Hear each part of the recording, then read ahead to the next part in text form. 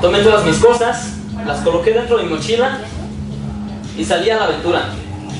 En el mapa tracé: salgo de México, voy hacia el sur, paso por un par de playas, me interno hacia la selva y de alguna manera tendría que terminar yo en Brasil, en el festival dentro de 2 meses. En 2 meses tenía que ya estar yo en Brasil. ¿Cómo lo iba a hacer? ¿Quién sabe? Salí y tomé un tren. En el tren me encontré a una persona. Señorita, ¿cómo se llamaba la persona que yo me encontré? ¿Qué nombre le gusta?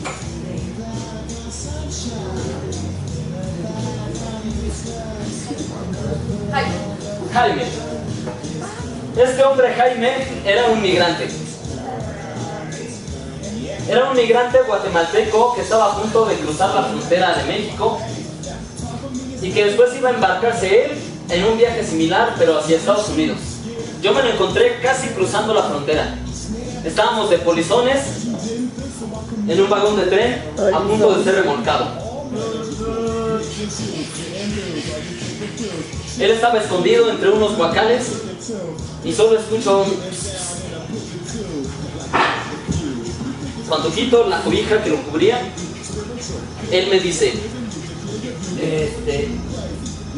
hazme el fabrón, cabor. Hazme el fabrón, cabor. Así se decía en Guatemala. Ese tipo de lenguaje extraño era de un guatemalteco.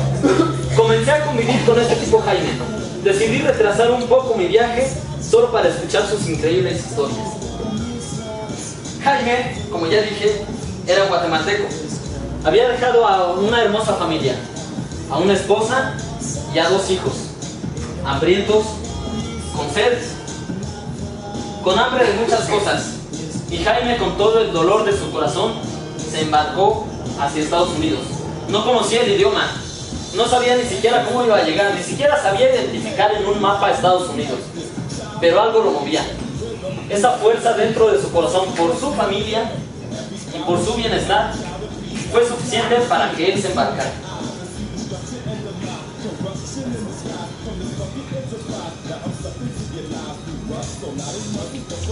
Cuando detuve a aquellos 2 hombres en la frontera de México y Guatemala, me di cuenta por el acento de uno que era mexicano. Tenía toda la pinta de chilango. Traía su playera de San Judas Tadeo y una pequeña gorra reggaetonera. Lo vi, lo identifiqué. En cambio, el otro parecía guatemalteco. Esa cara quemada por el sol, esos guaraches y unas cuantas mazorcas en su mochila. Jaime me dijo su nombre. Decidí detenerlos. No iba a permitir que ningún migrante ilegal de Centroamérica entrara a nuestro país. Sin embargo, Jaime, el de Guatemala, me contó su sueño. ¿Cuál era el sueño que me contó? ¿Qué era lo que más quería en su vida?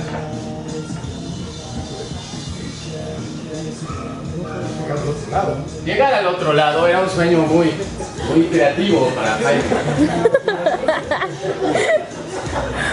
Decidí meterlos en la pequeña prisión municipal de Tapachula. Pasaba los días y las noches escuchando las historias de ese Jaime. Me parecía bastante interesante. Me sentaba a fumar, prendía la tele y me quedaba escuchando sus sueños. Yo siempre les decía: quiero llegar al otro lado. Es que jamás he llegado al otro lado de nada. Ni siquiera podía cruzar la calle, no llegaba al otro lado. Siempre me quedaba a la mitad. Mi madre una vez me dijo: Jaime, tienes que ser fuerte. Sí, mamá, ya sé, tengo que ser fuerte. Que para eso te criamos, sí. ¡Para eso! Ella fue la que me inspiró, la que me dio la fuerza para irme a Estados Unidos. Me dijo: hijo mío, para que puedas llegar al otro lado de algo, para que puedas hacer algo de tu vida, tienes que cruzar México y llegar a Estados Unidos. Y así Dios me iluminó. Agradece a Dios todo lo que te pasa. Sí, madre. Ofréceselo, tu dolor, tu alegría, tu enfermedad, tu salud. Jaime siempre decía el otro lado para acá, el otro lado para allá. Un día decidí hacer con los demás policías fronterizos una apuesta. Si Jaime estaba tan dispuesto a cambiarse al otro lado, lo encerraríamos con el mexicano en una reja. Lo dejaríamos ahí y tal vez se enamorarían algún día. Yo apostaba estrictamente que Jaime iba a resultar homosexual. Los policías fronterizos decían que él solamente quería llegar al otro lado, a Estados Unidos. Pero yo en sus ojos veía esa chispa coqueta. Así los encerré.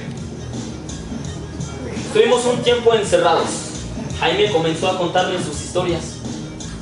Si les gustaría saber en qué terminó la historia de Jaime, si llegó al otro lado o no, si yo llegué a Río de Janeiro a tiempo o no, eso estamos a punto de verlo, porque esto apenas es la segunda llamada.